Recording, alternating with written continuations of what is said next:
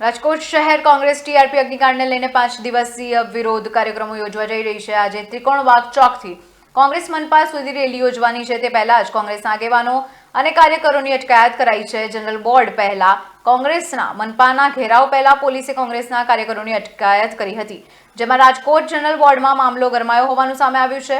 વિપક્ષ નેતા, શાસક પક્ષના નેતા અને કોર્પોરેટર વચ્ચે શાબ્દિક ટપાટપી થતા ટીઆરપી અગ્નિકાંડ મુદ્દે ચર્ચા થઈ હતી।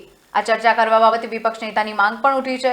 શાસક પક્ષના નેતાઓએ ચાલુ પ્રશ્નમાં ન બોલવા સૂચના આપી હતી। એવામાં શાસક પક્ષના કોર્પોરેટરોએ વિપક્ષ નેતા સામે કાર્યવાહીની માંગ કરી હતી અને વિપક્ષ નેતાએ પોતાના પર ફરિયાદ કરવા વિશે કહ્યું હતું।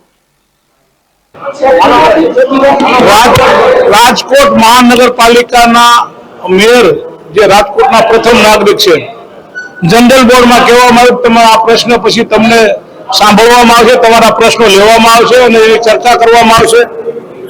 એમાં કમિશનર મેયર બોલીને ફરી ગયા છે। આ એજન્ડાની આઇટમો છે, એજન્ડાની આઇટમો જનરલ બોર્ડમાં એક પણ એજન્ડાની આઇટમ વાંચી નથી।